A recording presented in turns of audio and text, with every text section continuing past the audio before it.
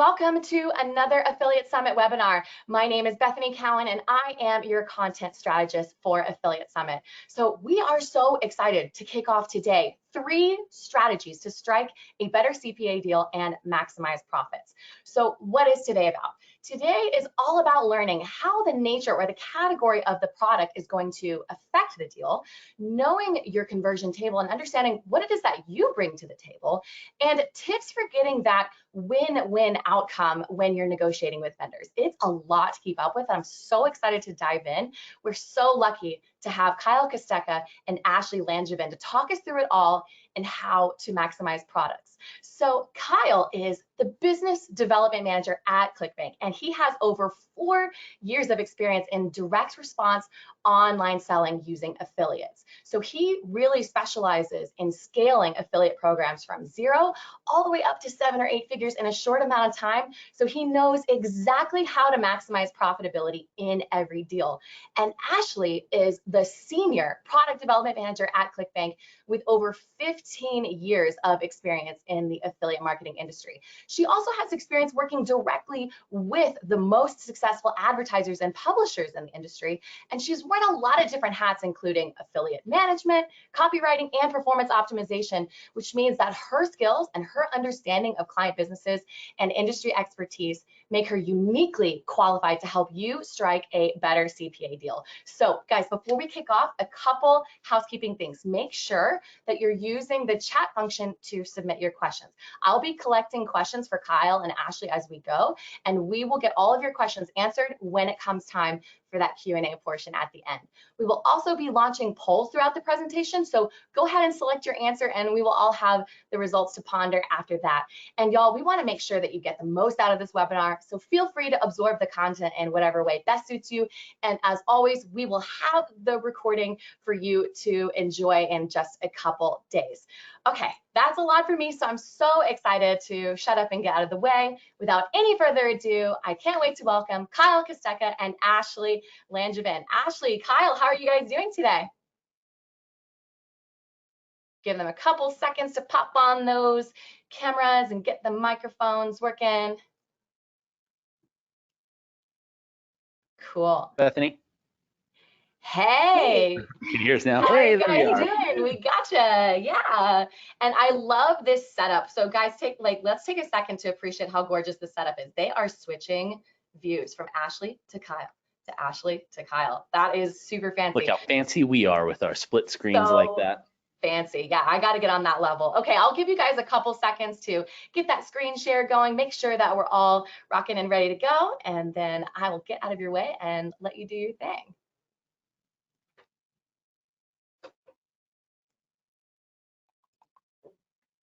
Well, it looks like we're doing some tech stuff. I just want to say, Bethany, that blanket in that awesome chair in your background, oh my gosh, could I snuggle up and read some of Pal's books in that chair? That is fantastic. That's my, I've heard people call that my Game of Thrones chair. It's not made of swords. I don't really totally understand why, but yeah, that's my very fuzzy, wintry, comfy vibe. And Pal's unfortunately, Bethany, I can't hear anything she's saying, so some tech stuff, but I just wanted you to know that. So thank you so much. All right, looks great, guys. I'm gonna get out of the way. Let me know if you need anything, and I can't wait to see what you have to share. Yeah, thank you so much, Bethany. We appreciate it. All right. So today, Kyle and I are talking about 3 strategies to strike a better CPA deal and maximize profits. Woo, right? More money. Really what we're talking about today is 3 ways that you could really make more money in your business. And we're going to give you clear, easy ways to do this. So really strap in, listen guys, we're going to have some questions and answers at the end. But more importantly, we're going to cover all the ins and outs of what you need to know to start making bigger and better commissions, right? So that's hopefully what we're all here for, is to make some more money, and let's talk about it. So let's jump in, Ashley. Awesome. All right, so kind of the first step in kicking off this whole process is really choosing the right offer that you want to promote. And so kind of the first step in that is really matchmaking to your traffic, picking something that's going to convert well for you. Well, let's talk a little bit about the perfect audience or maybe for your specific traffic source. Some of the big things you have to consider is when it comes to amount for your traffic source, your demographics, there's a lot of different factors. In fact, the first one I think we probably should talk about is amount. And what I mean by that is if you have a $20 or $25 CPA and you're trying to buy media on that, you're not going to have much margin for error, or even unless that thing converts like 10% to cold traffic, you're going to struggle to make enough money to really push and scale that. Or if you're on like a native traffic source, which requires quite a bit of testing and a lot of money up front, since essentially that's a display medium, you're going to need a higher CPA to support that testing and that margin for all those CPMs you have to put out there. So be aware if you're in more of a media buying traffic source, lower CPAs are going to have a really high conversion rate for you to ever make any money. So to go test a 20, 25, even sometimes a $50 CPA is most likely going to be way too low for you if you're buying media. And not that that's impossible, right? Like there are offers out there that have lower CPAs that can still be profitable. It just really depends on that conversion rate. Like the free trial products, like those tend to do well with the lower CPA. But really like knowing what's going to convert and work well for you. Yeah, and you hit a big one there too, Ashley, is that it has to be really high in conversion. So free plus shipping is a huge benefit for that, because who doesn't want something free, right? So you're going to get those higher conversion rates to really churn through and then get people into the upsells and hopefully, you know, maximize that AOV. And even still, like that's important to know. The other side of that is, if you are a very targeted audience, maybe it's a little bit more niche. Maybe you're buying media on like a social networking site or display ads for like, we'll say like a conservative, you know, talking website or something like that, like Breitbart, right? That might have much higher conversion rates than a standard just huge GDN, you know, campaign where you're sending out to all sorts of different websites, because you're much more targeted. Scale might be smaller, but you could still make that successful. But these are things you really have to look at and talk about when we're just discussing the amount of the CPA that you have. So making sure that pairs up with whatever your traffic source is. Yeah. And that shouldn't change even if, say, it's email, right? Like a lower CPA means you might not hit your targets unless it's going to convert really well. So don't say no to a low CPA. Just understand how it's going to work for you and what else you need to see from it, which that conversion rate ends up being a pretty important part of it, and definitely something you should be evaluating. Well, can you talk a little bit about the demographic side, Ashley, a little bit, and things you'd want to consider there when you're trying to find that perfect offer? Yeah, definitely. So I think that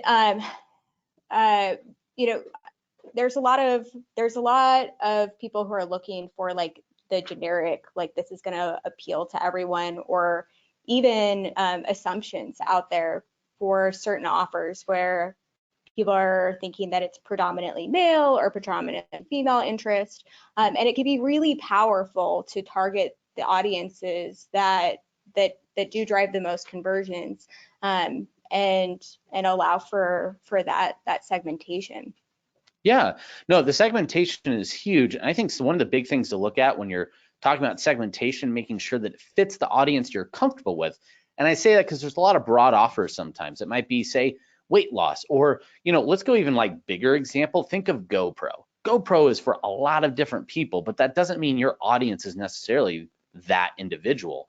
Or it might be a subset of what they want to focus on. So I think one thing that's really important, if you're looking for the right offer, look at the resources that they're giving you. Are they giving you something that speaks to your audience? They might have several different avatars, 5, 6, 7. We could go back to the GoPro example. You might be a surfer, you might be a snowboarder, you might be, you know, somebody that does parkour. All of you probably want a GoPro in different aspects or for different reasons. And it's important to know who you're talking to at that point in time. So I know you're probably not going to be an affiliate for GoPro, but there's other products out there that are still very broad. We see it oftentimes with weight loss. People might be wanting to lose weight for a lot of different reasons. So make sure that you have creatives that are going to speak to that. So say you have a diabetes list. Well, people with diabetes are probably pretty concerned about losing their weight. So make sure that you have a swipe, or that their resources are able to say that this is for a diabetes list, and here's one that's just for a weight loss or a fitness list. Those are things that could help you, regardless of your traffic source, make sure that this offer is going to convert for those demographics. So that's another way that you could check on affiliate tools page to make sure you're going to have the resources you need and that your product fits within the audience you have. Yeah, we're definitely going to be talking a little bit more about custom resources that you can get from the vendor to help with that. But going in knowing which audiences that you do have currently or are capable of targeting is really important for those later conversations. Definitely. Cool. So Kyle, I think you already hit on this a little bit, but understanding how much commission you need before you start the negotiations, right? Like we talked about not getting misled by higher CPAs, because those can be extremely appealing, but tend to have higher price points associated with them, which can be more difficult to drive conversions. Yeah, you bring up a good point. Sometimes a high CPA means a lot harder to sell, right? Because it's a large price point, or it might be a really complex product. So you might be selling a product that it's so expensive because it's really hard to explain. So you might have a lot more work on that, or maybe you need to warm up the traffic. Oftentimes it might be to a webinar, right? So now that's a different type of product. Are you positioned to get people to join into a webinar and then trust that it's going to convert at that point in time? Sure, you can get those great CPAs, but you need to really understand what's driving that. And the effort, the effort involved in it, right? Like what is it going to take to earn that commission? Yeah. And I mean, realistically, like ROI beats CPA every time. Mm-hmm. So even though those offers can look really appealing, if you're not going to be profitable promoting them, then it's not worth the high commission. Yeah. And one thing to know too is high commission is a relative term, because there's high commission based on the offer. So to give you an idea, we could talk about some offers and some data that we see on the ClickBank side of things. So I talk to clients about this oftentimes because they're like, how much do I offer? Like, what should my CPA be? What should my commission percent be, depending on what you're really focusing on? But with say supplement products right now on our platform, we're really seeing that range between $90 and upwards of $150 for CPA that people are offering. Now, that's kind of that's pretty average, or right in the range you'd want for that type of offer. But say if it's digital, gosh, we could get down to $30 to $50 CPAs, and that's going to be a really effective one. Now the conversion rate changes when we talk about that. When we're in the digital range, you really need to be about 2.5% to 3% normally. And then when you're going into your supplements, it drops about 1 to 1.5% is going to be a really solid supplement conversion in most situations.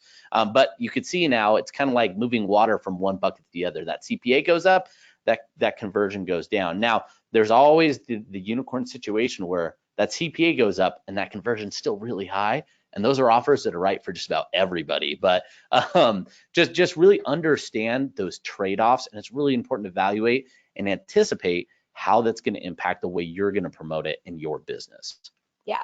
And ultimately, like, it's really important to know what your benchmarks are, to know how profitable you need to be in order to scale. That's going to be important going into a negotiation. It's going to be important for managing your business, but knowing that benchmark and what you're after. And if it's something that, like, if you're new and it's not something that you feel like you're comfortable with, or that you have that data yet, like, test. Like, before anything else, test, because, like, ultimately you're trying to manage your business. You're trying to make the most money that you possibly can and continue to grow, and those metrics are a huge part of that. Definitely. You should be testing like an associate professor trying to get that full-time job. Test. But jumping back a little bit, I want to talk a little bit more about knowing the benchmarks. I think that's kind of a common thing you might hear, but a lot of people then ask, well, what should my benchmarks be? So, Ashley, I know you have a lot of experience, in the past, and also talking with a lot of our existing affiliates.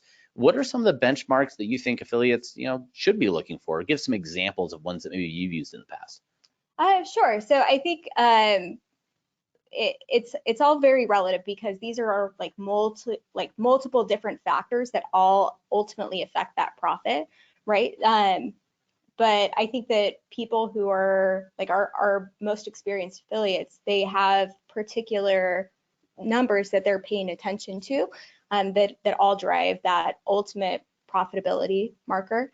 But conversion rate is a huge one, right? Like knowing about how well something needs to convert, and that success like what you consider a positive conversion rate is vastly different across different promotional methods, right? Like if I have a warm traffic source that I'm utilizing for my promotions, then my benchmark could be like 5% conversions. I don't expect anything less than that.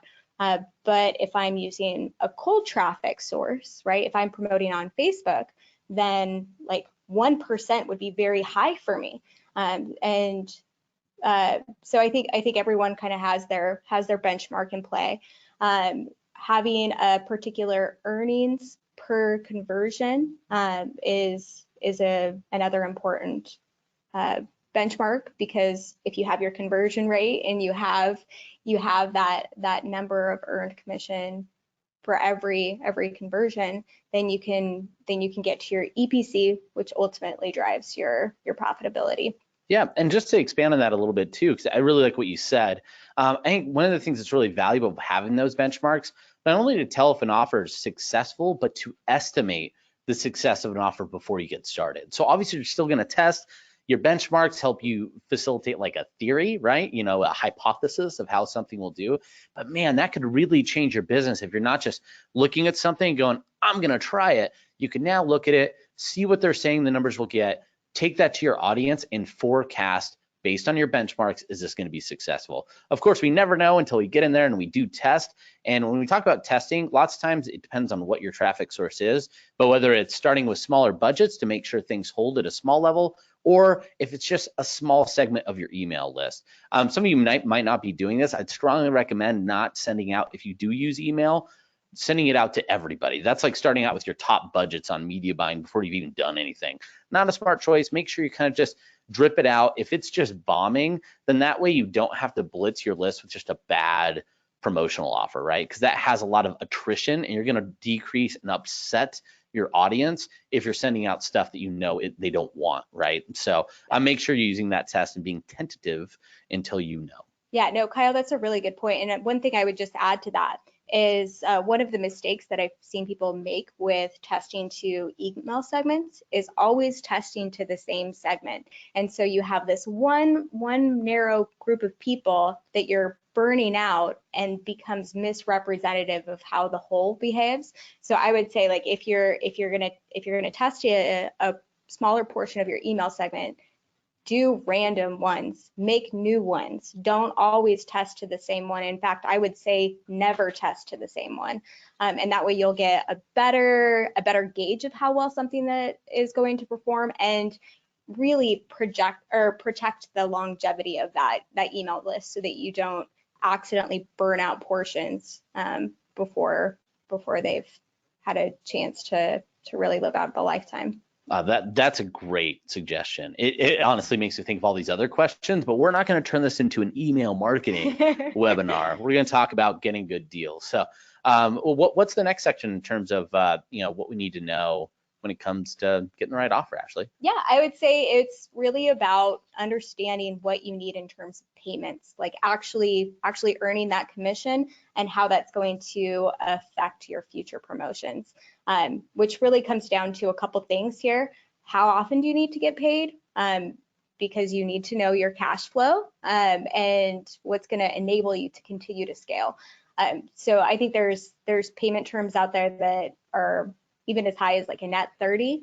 If you can't wait 30 days to get paid, then that offer isn't going to work for you. So I would say, like, it's not just about how much you're earning, how your EPCs are. It's not just about how profitable you are with that promotion. It's also, okay, once I make this money, how long is it going to take for me to turn around and reinvest that cash into my promotions? Yeah.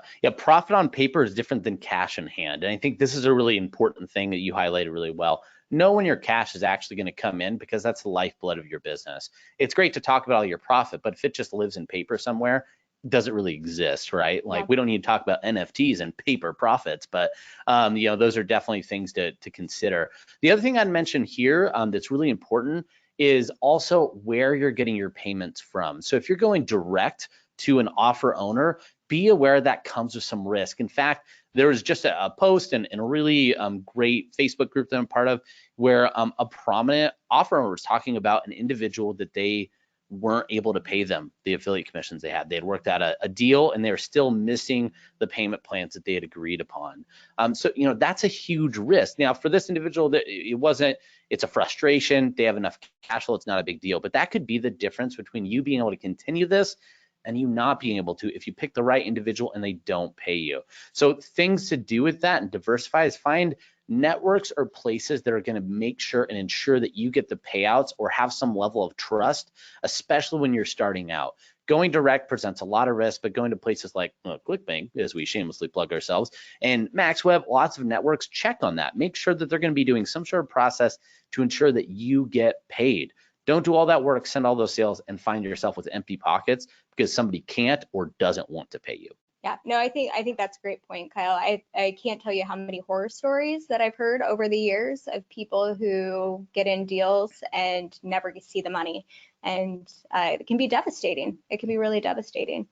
For sure, for sure. So is there anything else that we need to cover in terms of just the right offer? I don't think so. I think it's really, you know, it comes down to picking something that's going to convert well to your audience, right? Picking something that's going to generate profitability for you and something that ensures that you have a positive cash flow. Yeah, so, you actually get your money. Right, it's all about the money, baby. All right, so once you've kind of identified the offers that are going to work for you, the next step is really preparing for the negotiation and getting a higher commission rate. So how do we prepare? So before we kind of get into that, I think it's really important to understand what things look from the vendor side of things, right? Like knowing what their considerations are and what's going to ultimately affect how much commission they can pay you. So that comes down to, I think, a few things. And the primary starting one is really, what are their costs, right? So if it's a digital product, then we know that they don't have a lot of overhead, so it's not that big of a deal. But if they are a physical product vendor, then their costs can be really expensive. And it just really depends on what the product itself is. You know, there are certain products that are much manufactured more cheaply than others. So I think that's the first primary thing is understanding the cost, not just like their cost of goods, but what are their shipping costs? What fees are they subject to? Like what are the things that are eating into their profit? Yeah, no, and actually, I'm going to step back a little bit because there's one thing I really think is really important when you hear the term negotiation. I think so often we walk into negotiation and we think, I have to win the negotiation. It's a really bad mentality when you go into negotiation. If you have two people in an adversarial negotiation where only one side could win, that means one side's losing, which means somebody's going to feel really frustrated and they're going to want to make back. And we'll talk about this a little bit later, but I want you to pause for a second and reframe things. We're going to go the Michael Scott win-win-win situation.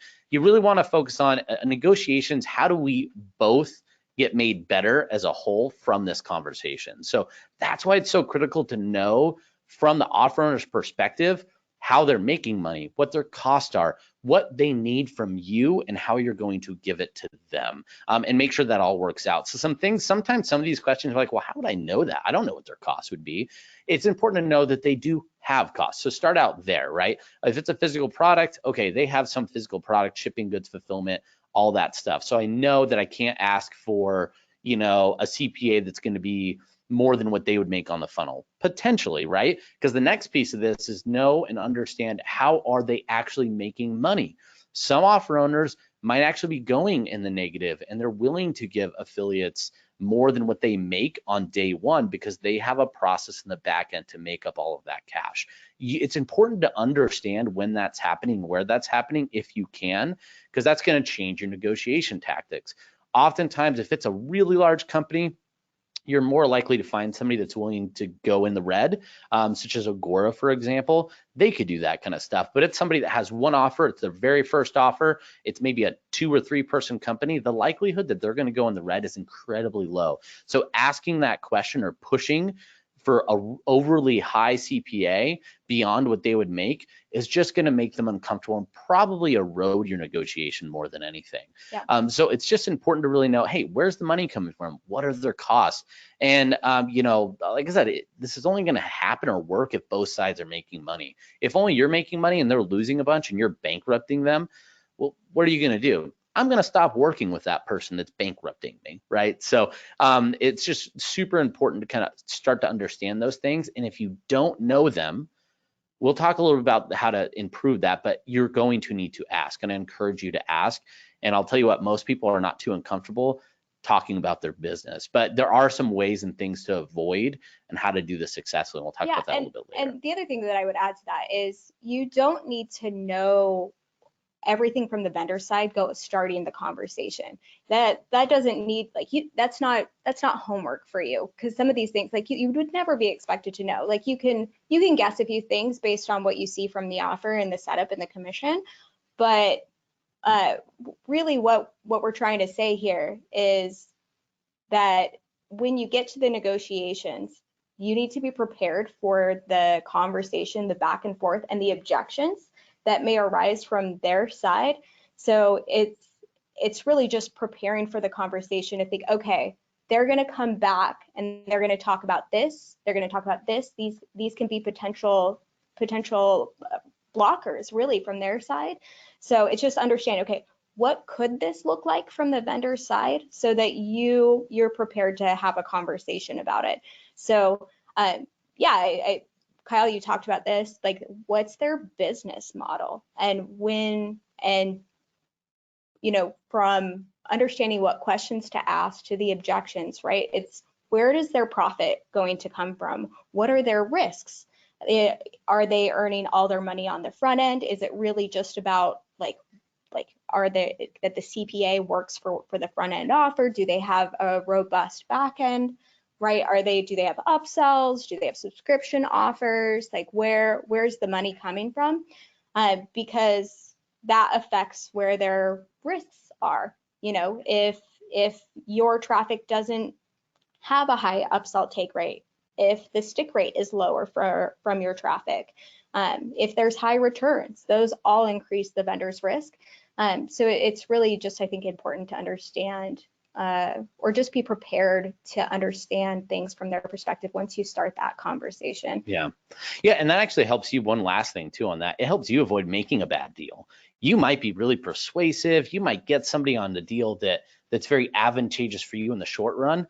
But if, say, you don't understand how they're making money and you've now put them in a deal where all they do is lose money, and this isn't through something like ClickBank or another source where you're going to automatically get paid, there's a good chance you won't get any money because you're taking all of their cash. So they have no cash. Now you're not getting paid. Now you just eroded and destroyed an offer that was working for you because we got too aggressive, or we didn't really talk about how do we make this work for both sides. So really important to understand that and not be afraid to have those conversations, or at least just put yourself in the shoes of the vendor. It's they call this, and I remember taking a negotiation class one time, and it was going to the balcony, right? Look at the big picture for everybody, make sure you understand it before you get in the nitty gritty of what you want. Yeah, no, I think that's awesome. And Kyle, I think you said this, but really, like, the only way to have this work is if both of you guys are profitable, right? That's the only way to scale. That's the only way to have a long-term agreement. And anything else is really short-sighted, and it's never going to make you as much money as if the relationship works. All right, and then the just last thing is just being prepared to answer the questions that are going to come up from the vendor side. So let's talk about what those might be, right? So what promotional method are you using? What quality of traffic do you generate? What volumes are you capable of achieving? It's important to know those numbers because that's gonna come up in the conversation. So knowing what your average conversion rate looks like, or the range in there, how scalable you are, and for you to understand what your profit margin needs to be in order for it to be successful.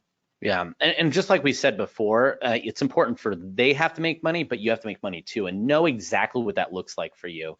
Now, a couple things in here that are really important that can make a negotiation go really south in here, if you're going to be talking about your stats and your numbers, be honest with those numbers. So if you're going to boast, oh, I get like 10% conversions and I'm going to bring you, 1 million clicks, and none of that's true. One, they're probably not going to believe you. And even more so than if they do believe you and you don't deliver, we're going to be a really bad spot. So be honest with yourself. That doesn't mean you can't find your most attractive qualities. Similar to dating, right? You find your most attractive qualities, but don't talk about your mother and then you're fine, right? So really focus on the things that matter, but be honest with it. The last thing you want to do is start lying. And the other thing too is lots of these offer owners, they've been doing affiliate marketing for a while. You could smell out someone that's giving you BS. So make sure that you're honest with your numbers and don't be uncomfortable to share how you're going to promote an offer. If you're going to, share people's strategy, you don't have to tell them everything you're doing, but show them an example, because if they care about their brand or they have certain things that they are like, I don't like that being promoted that way, it's important you get that up front, especially in this negotiation phase, so they feel like they could trust you. So again, you don't have to share all your strategies. Honestly, they probably don't want to hear all your strategies, but you do need to give them some taste of how this is going to work. This is all about trust, right? That's going to build trust and also show that you can be successful. It's your opportunity to be like, hey, I'm a big deal. If you are indeed a big deal. If you're not a big deal, don't act like one. Just act like who you are and the best version of that. I think that'll avoid disappointments and resentments. Like really, I mean, what you're building here is a long-term relationship. And so like being transparent, I think strategically transparent, right? Like you don't need to tell them how you're doing, everything that you're doing, but what they can expect from you is a really important thing. And then one thing that I think we have to talk about is don't be a jerk. Yes, the most important thing. Right? I think people sometimes underestimate how really important this is, but you do build a reputation. You do. This is a smaller community than what you could imagine. And as you grow and become a bigger affiliate, people will know you more. And you really like it behooves you, like do not create a bad reputation for yourself. Like there's a big difference in being firm and direct and establishing what you need for yourself and being difficult to work with. No, and I think a big thing there is sometimes I think it's easy to feel like confidence equals arrogance. That really shouldn't always be the same thing. And so if you are difficult to work with, again, as soon as something goes wrong or there's a slight, you have no mercy or no like relational equity that's going to go in your favor, as well as then you start building this reputation. So, and things about not being a jerk, right? Being easy to work with, not being overly demanding, not being rude if things don't go your way, not pointing and yelling and shouting, right? Like be someone that's easy to work with, be someone that's going to drive success, and be someone that's not going to just be irritating. And if you're like, well, I don't think I'm ever irritating, but it seems like people keep telling you you are, maybe ask a trusted friend what you're doing that might be so irritating, because I think sometimes there might be a self-awareness gap. But that's an important thing to ask yourself and pay attention to for sure. Yeah, so, and I think it's very easy in this industry, right? Like we're an internet-based company, right? Like we are working with our computers more than we have face-to-face conversations. And so I think sometimes like how you deliver information, how you communicate, how you represent yourself sometimes gets missed because everything is when you're staring at a screen, it's not quite the same. And I think if anything, it means that we should be more sensitive to the way that we come across, because these are business relationships that will really affect everything. And so I think that's just something that's really important to keep in mind. Yeah. And then kind of last thing, I don't know if we're going to be talking about this in here. I think one of the best ways to avoid coming across like a jerk, because one thing where I'll often see this is if there's language barriers. So if you're speaking in a second language relative to the offer owner's first language, sometimes you might struggle in that and you're doing like short, succinct messages, but it makes you sound like you're being curt or abrupt or not friendly. So I think setting good expectations is the best way to do that. If it is like letting someone know, hey, just so you know, English is my second language. Yeah, if anything ever seems weird, let me know. If it seems like understanding and putting that out there. That also needs to be something just where in general, setting proper expectations is going to make things so much better for you in getting a good negotiation and building a good relationship. And one of the critical questions she asks is, what happens if it doesn't go wrong? We like to talk about how, or doesn't go right. We love to talk about, here's what I'm going to do for you, blah, blah, blah. What happens if we have a promotion, I promise all these things, and it's a dud, right? I just gave you a bigger CPA commission. You promise all these things. Maybe I put myself in an uncomfortable position, and now it's not delivered upon, or you didn't set expectations as how long it take you to deliver said results that you talked about.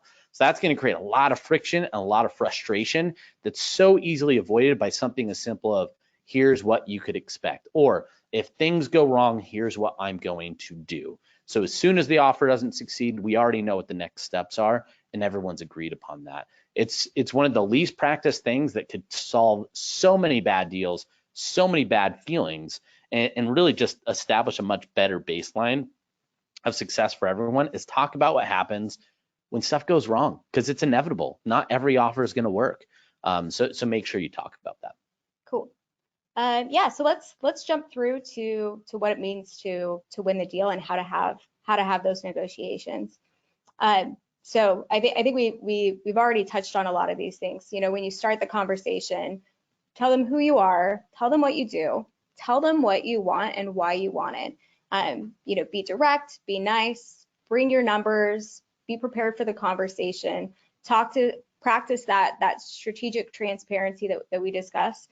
And then I think the other thing here that we really probably should expand on is go beyond email whenever there's an opportunity, right? Like having a conversational tone, not only I think is actually more persuasive, and like when you have an email conversation, people have more time to structure their objectives. And if you are on the phone, you don't give them that time, and the opportunity to be persuasive is more present.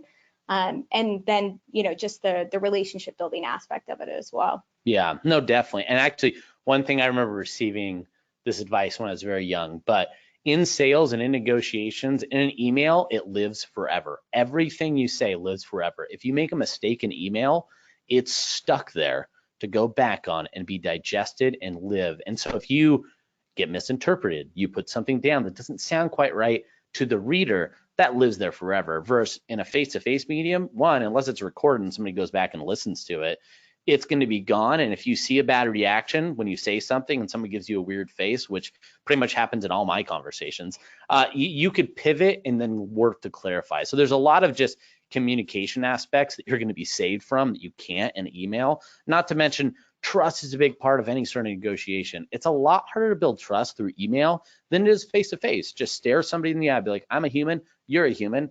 Great, we have something in common. Let's start there. Now, we know it's not available for everybody, but it's definitely, if you can, strive towards that. And then the other thing is, if you can't, and it's going to be through email, make those emails not too long, but spend a little time, be patient, probably have somebody else review them before you send it off that you trust, just to make sure that that's going to come across properly, because it now becomes pretty critical for you to do so. Just to circle back real fast, though, I think it's really important to be kind and explain why you're asking for something. Oftentimes I see a lot of these negotiations where somebody hasn't even tried a product, they haven't tested it, and they say, hey, I want X commission beyond what their stated rate is because I'm such a big deal. It just doesn't work very well, and most people are just going to have their BS alarms go off, and you're going to find yourself off in a bad foot. So be kind, compliment, and then go say something like, hey, my name is X. You know, I saw your offer. I think it's really fantastic. You've done this and this well. Give them a little bit of, you know, a little dab, as the kids say, and then go into, I'd like to promote it, but I really need a rate of X, right? I need this CPA, and here's why. Historically, when I've had this rate, I've been able to be X percentage successful, drive X amount of clicks for past individuals, da, da, da, da. Would that be something you'd be willing to hop on a call with so we could discuss further, you know, to get this rate, right? I'm not even asking for the rate. I'm asking to have a call to get on it. And if, of course, you can't do it on the call, say, would that be okay? But that's really a way you want to structure that from a collaborative approach. Don't just be like, I'm a big deal, give it to me, right? That's, people are always going to feel like they lose if they say yes. Yep. So like with that first conversation, the first email, you know, you're asking for a conversation. There's a couple of responses, right? you can get a straight yes, like, sure, I'll give you a higher commission. Like that's probably not their first rodeo. They've had other people ask for higher commissions in the past. So you might just get a straight yes and you're good to go. And in that case, it is very important, we're going to talk about this again, to set clear expectations of what they will get for you, or when you start promoting, or when you're planning on testing. We just had this come up recently with one of the clients that that we work with, where they had negotiated a deal, they had and got approved for it. They were starting to test and find which promotions would give them that profitability margin that they could really start to scale. And the vendor shut them off because they felt like that person didn't live up to, hey, you said you were going to do this volume and you weren't, and I'm not going to give you like any more time to do it. Like they just shut them down. So I would definitely say this is not true for most vendors. I think typically, you know, people are give someone more time, but when someone's at a riskier position, they may have a less tolerance. So it's just super important to set those clear expectations for what they're going to see from you. If you're just going to test for starting out, if, you know, like what are they going to see, and go from there. And then the other possible responses here, you could get ghosted, right? Sounds like my dating life. Just kidding. I'm married for a long time, so that's why it is my gate. It is ghosted, right? Yeah, I think ghosted, one of the big things, just a quick touch point on this, because obviously it's very dejecting to get ghosted. And a lot of people oftentimes feel like just keep sending the same message or the same follow-up, like, hey, let me ping you again. Don't do that. If you're going to follow up, I think it's good. And rule of thumb is at least 3 follow-ups, and make it timely. Like you don't need to wait a week. If you didn't get any response, you could wait 3 days, but vary the response, layer and add more benefits or more reasons to why every single time. Sometimes it could even just be like a random thing, like take a picture of one of their ads that showed up for you. Like, oh man, what a cool ad. Here's how I would change it, right? Something like that. That's one of the reasons why I would like to work with you at the CPA level. Be creative and really give them a reason. I could tell you from my perspective, on that side, when people are creative on their follow-up and they keep continually persistent, I will give it a second look. So I can't tell you how many times I've seen that third follow-up email and something I just ghosted, ignored, and I go, okay, all right, these people are pretty determined, and you know what? They're doing a good job. They're showing me that they're skilled at something, and so I'm going to now have that conversation. So that's a big one, but don't make it really annoying. Don't be lazy with it. And don't do too much, or else you're going to do is just get somebody to yell stop to you, which isn't what you want. Or try to find a different contact information, right? Like sometimes people will go through a general email contact and people can fall really far behind on that. And so they may just not see your email for a while. So I would say, like, if there's more than one contact that you can go through, try a couple different ones, give it a shot. But if they're going to ignore you for that long, then that person is someone you probably don't want to work with, because you're not going to be able to get all of the things that you need to be successful in that long-term relationship. So yeah. If it's a pattern, like don't give up too early, but don't keep going and trying forever. Yeah. And so just for the last one, because I know we're short on time, I want you guys to be able to answer or ask some questions. Hopefully you don't have to answer questions, but we'll change the format. So just on the negotiation phase, I think just when we go into this, if it enters, so you ask for something, someone says, I can't, right? I think it's just really important from here, be open to ask questions and really listen to the responses that you get. So, it's okay to be insistent that you want to work on a negotiation, but I also think it's important to know that you need to listen to why they can't and find a middle ground where everyone wins. So in here, ask questions, don't do an email if you don't have to, and really focus, and even as you're conveying it, right, say, hey, well, if I get this rate, that'll allow you to do this, and it'll be in your best interest because of X, Y, and Z, and then I still get what I need. Those are important distinctions that are really going to make a difference in your negotiations when you're using that kind of language. What I see a lot of mistakes is people say, I need this, I need to be at that rate, and they say, well, I can't do that. And like, well, what can you do, right? There's no understanding, there's no massaging, there's nothing that's going to really show that benefit to really make it work. Yeah, let's talk about those objections and how we could overcome some of those, right? Because I think this is kind of like the juiciest bits, right? And like having a successful negotiation. So we have a couple examples in here, and it's really going to be dependent on your scenario. But like if someone says, oh, I can't afford that because my product costs are this high, you can ask them like, okay, well, do you get discounts on your cost of goods if you achieve a certain volume? What if we achieve that volume, can we get a higher CPA, right? So I think that's a great one. Mm-hmm. And then Kyle, do you want to talk about the, like, if someone has their returns as an objection? Yeah. So lots of times, you know, with CPA, there's a big return risk, right? So you could even ask, well, hey, what's your average return rate right now? If I get under that, like if I get under that X percent, because you feel confident in your ability to drive good traffic, would that allow me to get a commission boost? And then the next thing you want to set is probably a review time for that, for like, okay, how long and how much traffic do I need to send before I could see if I could get it lower than what your average is? But now we're understanding their business and we're using that understanding as leverage to get a better deal, because we could take the pain point and the risk that they have and alleviate it to now get more money so they feel better about that acquisition. Yeah. So yeah, that's definitely a big one. And even go back to the discounts too, setting a review period, right? Like, hey, if I could drive X amount in 30 days, what's that going to do to your product cost? Will that lower it? Perfect. Let's talk about what that lower product cost. What more can you now offer me? So those are things that really help in negotiations, because we're talking on both sides about how we could both win in this situation. Yeah, and back to those understanding the vendor's business model, right? If I get a higher upsell, if my subscriber or my audience has a higher upsell take rate, if their stick rate is higher, right? Like knowing those things, if I can do this, does that mean that you can pay me more, right? Yeah. And then you know, we talked like if you get in connection with like an affiliate manager who's not really the decision maker, like how to escalate that conversation up so that you can talk with the decision maker who's ultimately going to decide the CPA. And be kind with that, right? I think that's one where it's easy to sound like a Karen asking for a supervisor. Well, who's your boss? You know, but instead it's just like, hey, I totally get that you can only make so many decisions, and I really appreciate your help to this point. Maybe better if you get the product owner and yourself, and we can all get on a call together and discuss this deeper. That's a much softer, nicer way to do it. I always use one too, like, hey, I want to arm you best for that conversation with the offer. What do you think their objections will be? Really make it something where you're going to be able to help the conversation instead of seem like a Karen that's just saying, I don't want to deal with you anymore to get me to the big person, right? Who's your supervisor? Yeah.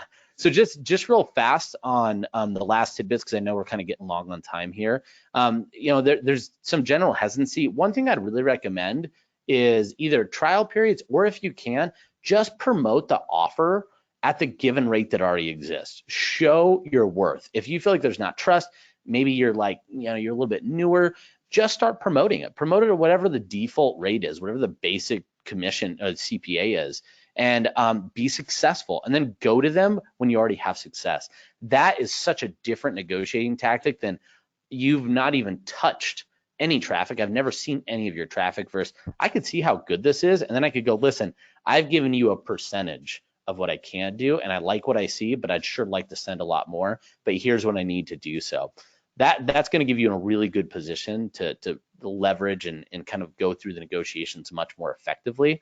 Some other things just to put in here really fast, trial period, hey, let's try this out for 2 weeks, 30 days, making sure that you have clear expectations on what that looks like. And then also bonus structures, right? So if you need a higher CPA, but they want performance to meet that, say, well, hey, can we do something where you pay me a flat rate if I hit this many sales? So you know that's going to be an effective CPA for you at whatever stated amount that you need, but then you're on the hook to go and perform. So that's a great way to kind of meet in the middle and build some of those trusts. And last thing I just say is get creative here. This is your creative inspirational part to go out and find new and interesting deals and ways that you could structure things to get a higher CPA. Sometimes it's like, listen, give me a higher CPA and I'll introduce you to a bunch of extra affiliates. So I might have more, but you're going to get a ton of extra traffic that's higher margin for you because I'm going to go and introduce you to 5 other super affiliates.